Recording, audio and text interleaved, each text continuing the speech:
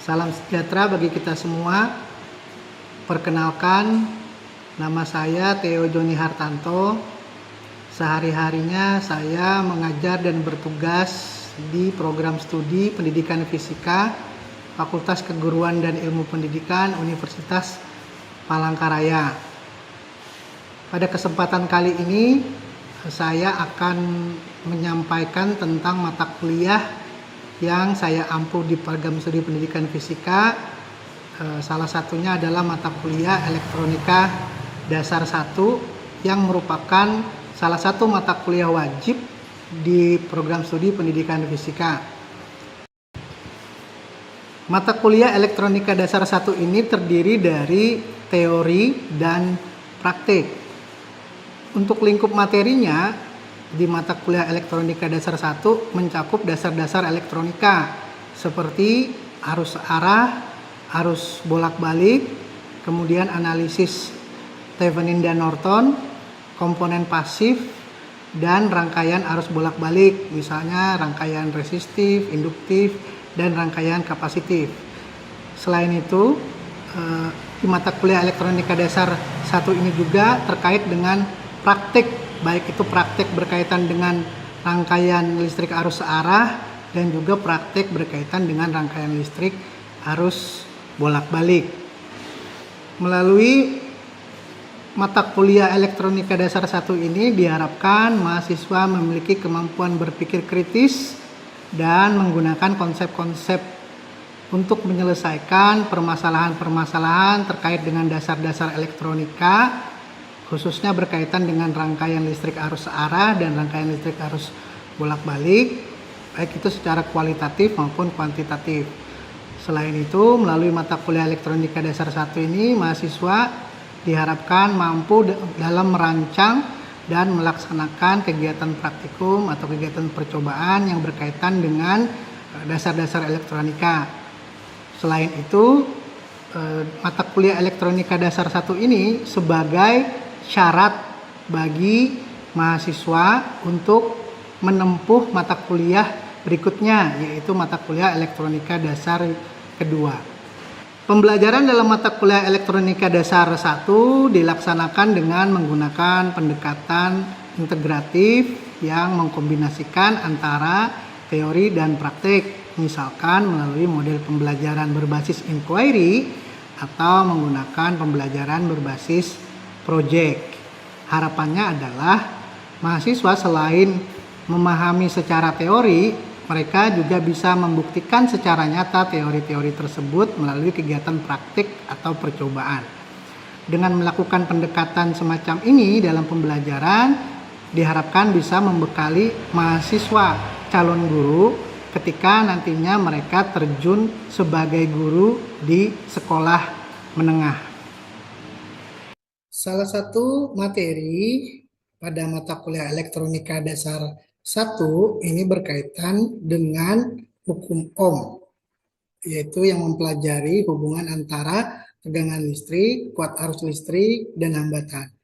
Materi ini dipelajari pada pertemuan yang kedua. Materi hukum Ohm ini merupakan lanjutan dari materi pada pertemuan 1, di mana pada pertemuan 1 mahasiswa sudah belajar tentang konsep dasar tegangan dan kuat arus listrik, juga sudah mempelajari tentang rangkaian listrik yang sederhana. Nah, di pertemuan kedua ini berkaitan dengan hukum Ohm ada beberapa tujuan pembelajaran yang menjadi dasar pembelajaran pada pertemuan kedua ini. Yang pertama adalah diharapkan mahasiswa dapat menjelaskan tentang hukum Ohm, yaitu nanti mereka bisa menjelaskan hubungan antara tegangan listrik, kuat arus listrik, dan hambatan. Kemudian mereka juga dapat menganalisis grafik hubungan antara tegangan listrik dan kuat arus listrik. Selain itu, mahasiswa juga diharapkan dapat merancang dan melaksanakan kegiatan percobaan terkait dengan hukum Ohm. Selain itu, diharapkan mereka juga dapat melaporkan hasil percobaan atau praktikumnya, baik secara lisan maupun secara tertulis. Untuk pembelajaran Pada pertemuan kedua tentang hukum Ohm, saya merancang pembelajaran ini dengan bantuan model pembelajaran inquiry terstruktur. Nah, untuk inquiry terstruktur yang saya gunakan dalam pembelajaran yang saya lakukan pada materi hukum Ohm ini ada 5 langkah. Yang pertama, langkah pertama adalah berkaitan dengan identifikasi dan penetapan ruang lingkup masalah. Di sini dosen akan memberikan satu prolog yang mengarah kepada permasalahan.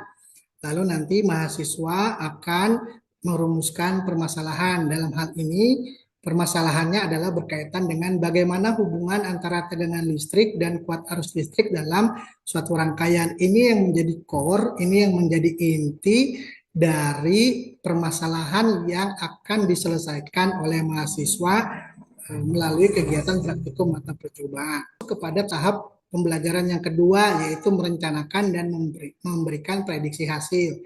Di sini dosen akan memandu mahasiswa untuk menyusun hipotesis berdasarkan rumusan masalah yang sudah ada.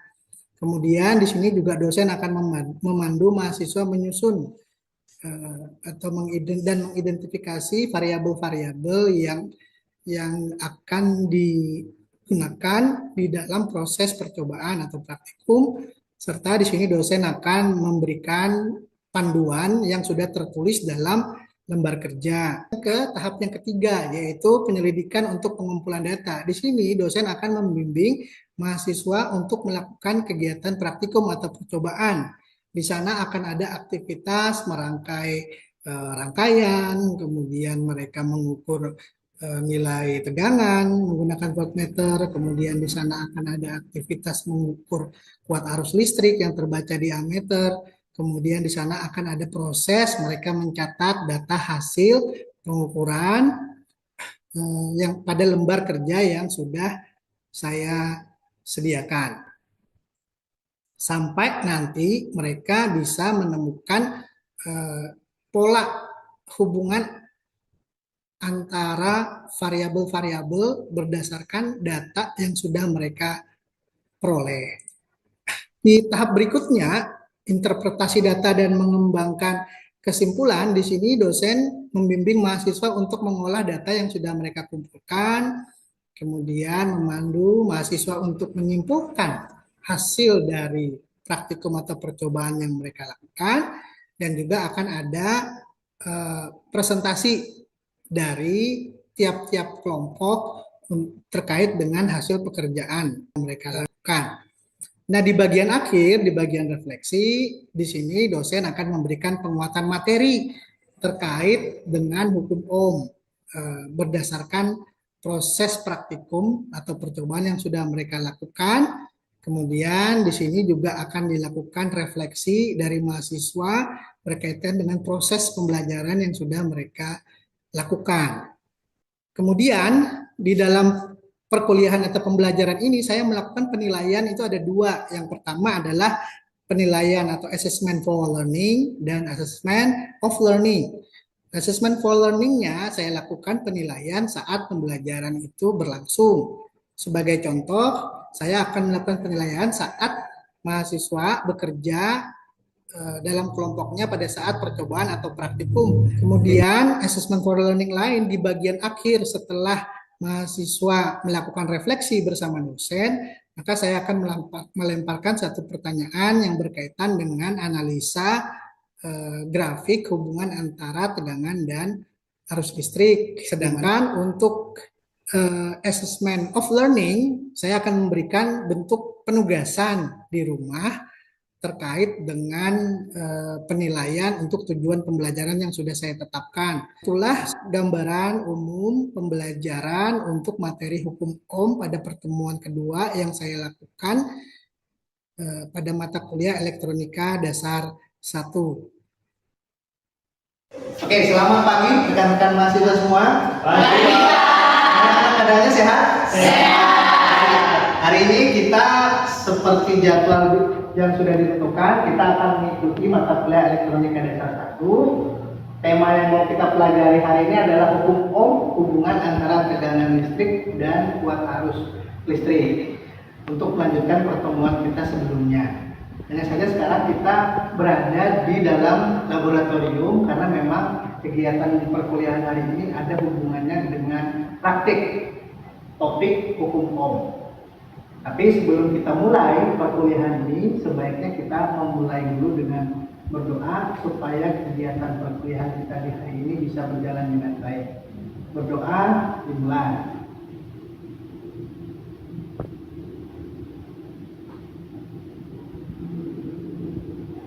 Oke, berdoa selesai. Nah, sekarang ada yang tidak hadir, kayaknya nggak ada yang hadir nih ya, semua hadir. Berarti mudah-mudahan hari ini semua bisa mengikuti perkuliahan dengan baik. Mohon handphonenya nanti di silent supaya tidak mengganggu perkuliahan. Fokus kita menyelesaikan kegiatan perkuliahan hari ini. Oke, yang pertama saya mau balik ke sini. Di pertemuan sebelumnya kita sudah belajar tentang arus listrik dan tegangan atau beda potensial. Nah, sekarang pertanyaannya adalah kita lihat kembali, apa sih syaratnya arus listrik mengalir dalam sebuah rangkaian? Siapa yang masih ingat? Silahkan. Saya, Pak. Oke, Kristanopal, silahkan. Kalau yang saya ingat syarat yang pertama itu rangkaian tertutup. Rangkaiannya tertutup. Ada lagi yang mau menambahkan? Silahkan si Fajar. Untuk syarat yang selanjutnya itu harus ada tegangan. Harus ada tegangan listriknya. Oke, berarti kalau saya buatkan skema sederhana, harus ada tegangan listrik. Misalkan ini lampu ya, berarti rangkaiannya harus tertutup, kemudian ada beda potensial, maka lampu ini bisa menyala.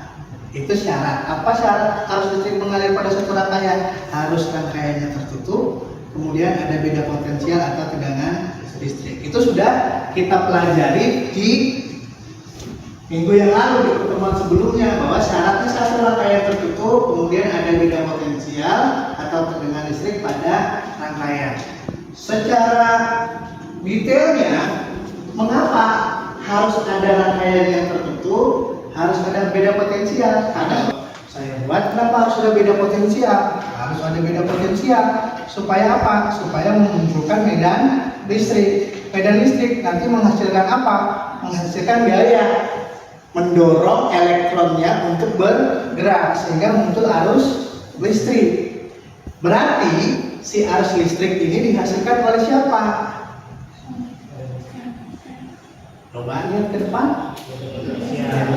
Beda potensial menghasilkan medan listrik. Medan listrik memunculkan gaya dorong yang mendorong elektron untuk bergerak. Elektron yang bergerak dinamakan sebagai arus listrik. Berarti arus listrik dihasilkan oleh tegangan listrik. Bukan sebaliknya. Karena miskonsepsi yang banyak salah adalah beda potensial dihasilkan oleh arus listrik. Itu salah. Itu miskonsepsinya di situ. Yang benar adalah arus listrik dihasilkan dari tegangan listrik atau beda potensial. Nah, itu sudah kita pelajari di pertemuan yang sebelumnya. Sekarang, kalau misalkan ada rangkaian simpel seperti ini, sederhana, ada sumber tegangannya, katakanlah ada baterai, ada lampu. Kalau baterainya ditambah satu lagi, misalkan, kira-kira cahaya lampunya bagaimana? Terang, Pak. Semakin terang ya. Berarti kalau kita menambahkan baterai, beda potensialnya atau tegangan listriknya makin besar atau makin kecil sebenarnya. Berarti kan ada sesuatu yang makin besar di tegangan, kemudian cahaya itu kan makin terang. Cahayanya makin terang, berarti ini arus listriknya kemungkinan besar makin besar atau makin kecil? Semakin besar. Kemungkinan ya. Nah, itu yang mau kita lihat. Tadi arus listrik dihasilkan oleh beda potensial. Mestinya ada hubungan antara arus listrik ini dengan beda potensial, kelihatannya ya. Sehingga ada muncul satu pertanyaan begini. Nah, bagaimana hubungan antara tegangan listrik dan kuat arus listrik dalam satu rangkaian? Sepintas yang kita contohkan tadi kelihatannya sih ada hubungannya. Nah, sekarang kita mau memastikan apa benar ada hubungannya. Kalau ada hubungannya, seperti apa hubungannya antara tegangan listrik dan kuat arus listrik? Kira-kira itu yang mau kita pelajari hari ini dalam bentuk kegiatan percobaan. nanti di masing-masing kelompok. Nah, sebelum kita mau masuk ke sini, saya mau memperlihatkan bahwa tujuan pembelajaran kita sesuai dengan rencana pembelajaran semester. Yang pertama adalah kita ingin mencapai capaian pembelajaran mata kuliah JPMK 1 berkaitan dengan kalian bisa menganalisis secara kualitatif dan kuantitatif permasalahan rangkaian arus listrik searah. Nanti kita bikin rangkaian arus listrik searah yang sederhana, ya. Kemudian kalian terampil menggunakan alat ukur dan menganalisa hasil pengukurannya. Itu yang mau dicapai. Detailnya nanti adalah bisa menjelaskan hubungan antara tegangan listrik, arus listrik, nanti juga ketemu konsep hambatan. Terus kalian bisa praktek menyusun rangkaian sederhana, merangkai rangkaian sederhana bersama kelompoknya, kemudian melaporkan hasilnya. Kemudian yang terakhir adalah menggunakan alat-alat ukur yang digunakan ketika kalian percobaan, ampermeter, voltmeter, bagaimana cara mengukurnya.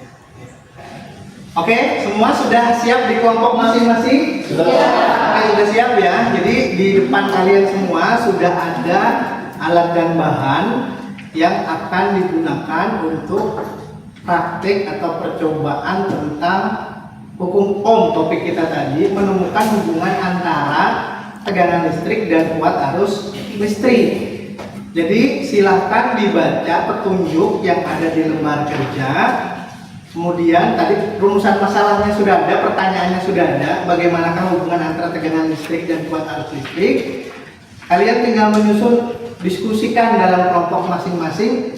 Apa itu hipotesisnya, variabel apa yang akan digunakan dalam percobaan ini, kemudian rancangan dari rangkaiannya seperti apa. Silakan dilihat di petunjuk di lembar kerja.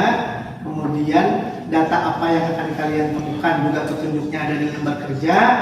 Nanti saya akan memandu sampai kepada penyusunan simpulan ya. Setelah selesai semua, kita akan presentasi dari masing-masing kelompok. Dan ingat sekali lagi saya akan melakukan penilaian selama proses ini berlangsung. Silakan semua boleh memulai praktikum atau percobaannya. Silakan. Oke, datanya sebenarnya dicatat.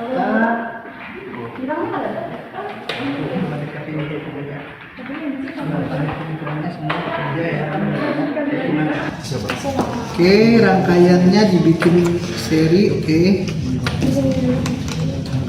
Oke, sekarang ini sebagai voltmeter. Mau taruh mana? Voltmeternya untuk input tegangan berarti. Oke, di mana? Oh ini di sini nggak? Oke, betul. Oh, Oke, so. Sekarang ampermeternya ditaruh di mana?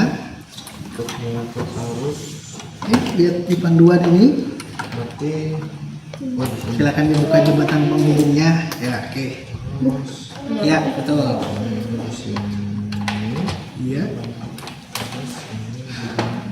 Oke, sekarang nanti ini sudah benar nih. Tinggal menyalakan si power catu daya atau power supply-nya ini. Berarti yang dimanipulasi di sini apa? Di sini catu daya. Apa catu daya? Yang dimanipulasi apa? Tegangan. Oke, tegangannya pada potensial di catu dayanya yang diubah-ubah. Nanti terukur di voltmeter. Lalu arus yang terbaca berapa? Nah, itu aja tugasnya kan? Oke. Ini sudah benar rangkaiannya. Bisa ya? Oke. Ini sama ini di blok. Oke, di blok terus insert. Ya. Ini dapat. Oke. Nah, Itu beda. nah, nanti dikasih nama yang mana tegangan, yang mana kuat arus. Baik, sekarang kalian sudah melewati fase percobaan bersama kelompok tadi menggunakan alat dan bahan, dan saya lihat semua sudah selesai mengumpulkan data, juga menganalisis sampai menyimpulkan. Sekarang ini tahapan untuk menyampaikan hasil dari kegiatan percobaan di tiap kelompok. Nanti akan saya pandu ya, apa saja yang sudah kalian temukan dari hasil percobaan. Mungkin dari yang pertama dulu nih. Tadi kan rumusan masalah kita adalah bagaimana hubungan antara tegangan listrik dan kuat arus listrik pada rangkaian tertutup yang sudah kalian rangkai. Coba kelompok Agita, hipotesis apa yang kalian susun? Baiklah, hipotesis dari yang kami susun adalah yang pertama, jika semakin tinggi nilai tegangan maka semakin tinggi nilai kuat arus listrik yang mengalir pada rangkaian tertutup. Semakin tinggi nilai tegangan, maka semakin tinggi juga nilai kuat arusnya. Itu kata kelompok Agita dan kawan-kawan. Coba kedua kelompok yang lain, apakah punya hipotesis yang berbeda? Sama Pak. Sama, kelompok Kristanova juga sama. Betul Pak, sama. Kelompok Fajar? Sama. Juga. Oke, jadi hipotesisnya itu waktu tadi bekerja, variabel apa yang kalian ubah-ubah atau variabel manipulasinya? Silakan kelompok Agita lagi. Variabel manipulasinya adalah tegangan listrik pada rangkaian dengan cara memparalelkan voltmeter dengan resistor pada rangkaian. Terus tegangannya diubah-ubah. Iya. Mulai dari berapa? Mulai dari 0, 2, 4, 6, 8, dan Sampai 10. Sama itu ya? Yang lain sama? Sama. Oke, berarti nanti dampaknya ke variabel yang mana responnya? Variabel responnya adalah kuat Kuat arus. arus listrik. Yang lain? Iya Pak, kalau Juga sama. kami juga kuat arus listrik. Kuat arus listrik. Fajar? Iya Pak. Dan kawan-kawan juga kuat arus listrik. Oke, berarti variabel manipulasinya adalah tegangannya yang diubah-ubah, kemudian dampaknya kepada kuat arus listrik. Oke, itu sudah betul. Yang variabel yang dijaga tetap apa? Hambatan. Hambatan. Oke, hambatannya sama. Ya. Silakan kelompok Agita menjelaskan grafiknya. Kelompok yang lain nanti siap-siap untuk menanggapi hasil dari pekerjaan kelompok Agita dan kawan-kawan. Silakan. Berdasarkan grafik yang telah kami tampilkan, bentuk grafik kami adalah garis lurus yang menunjukkan hubungan proporsional linear antara tegangan dan kuat arus. Artinya, semakin besar tegangan yang digunakan, maka kuat arus yang dihasilkan akan semakin besar. Oke. Jika tegangannya kita kecilkan, maka kuat arusnya juga akan semakin kecil. Oke. Itu penjelasan dari kelompok Agita. Kelompok Kristanova, apakah menghasilkan pola grafik yang sama? Dalam percobaan Pak, di kelompok kami juga menemukan bentuk grafik yang sama, yaitu hubungan yang linear atau berupa garis lurus. Oke, sama. Nah, kalau kita semua menyimpulkan, kira-kira kesimpulannya apa ya? Tadi kan pertanyaan besarnya bagaimana hubungan antara tegangan listrik dan kuat arus listrik. Kalau disimpulkan jawabannya apakah ada hubungannya? Ada. Ada hubungannya. Hubungannya bagaimana? Tegangannya sebanding dengan Oke, tegangan sebanding dengan arus listrik kata Fajar dan kawan-kawan. Yang lain setuju? Setuju. Apa syaratnya bahwa ada hubungan yang sebanding antara tegangan dan arus listrik? Grafik yang dihasilkan garis lurus. Grafiknya harus lurus. Terus apa lagi? hambatannya tetap. Hambatannya nilainya tetap. Artinya tegangan dan kuat arus listrik itu memiliki hubungan yang linear. Semakin besar arus kuat tegangannya, semakin besar juga kuat arus listriknya. Sedangkan nilai R-nya tetap nilainya konstan. Nah, itu dia, itu kesimpulannya. Oke, kalau begitu kita tepuk tangan untuk semuanya. Sekarang saya ingin memperkuat apa yang sudah kalian temukan tentang hukum Ohm sebenarnya, hubungan antara beda potensi atau tegangan tadi dengan kuat arus listrik dan ada yang namanya hambatan. Oke, kalian tadi menemukan bahwa bentuk grafiknya linear seperti ini. Ya. Bentuk grafik yang linear seperti ini menandakan bahwa ada hubungan yang sebanding proporsional dari bahasanya antara tegangan dengan kuat arus listrik. Nah, kalau ini kita bikin grafik tegangan dan kuat arus, maka bentuk grafiknya adalah linear.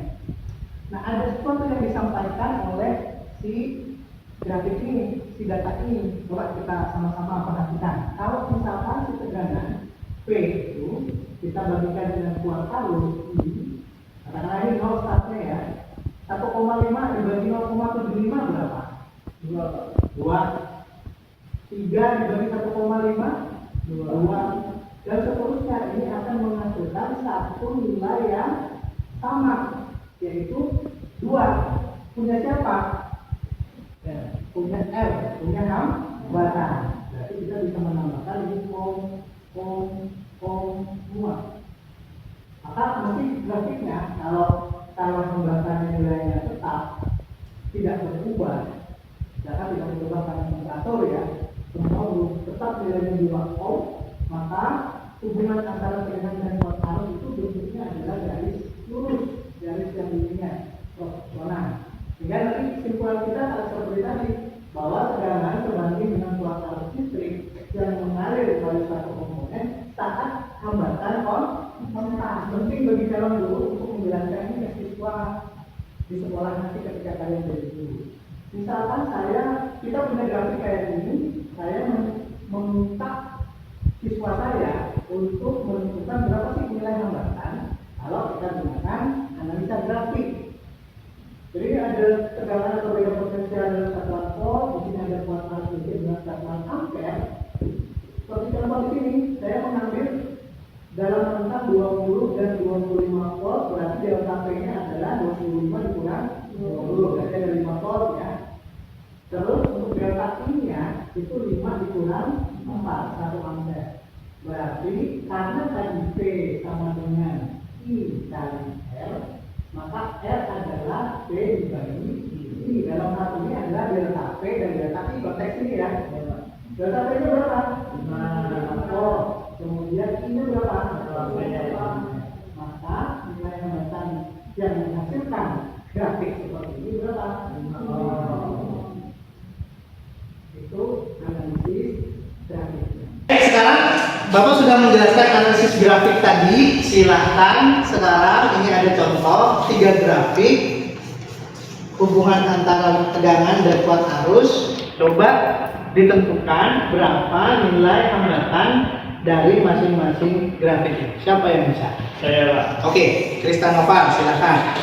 Kamu tulis kerjakan di depan, nanti kita lihat hasil pekerjaan Kristanova.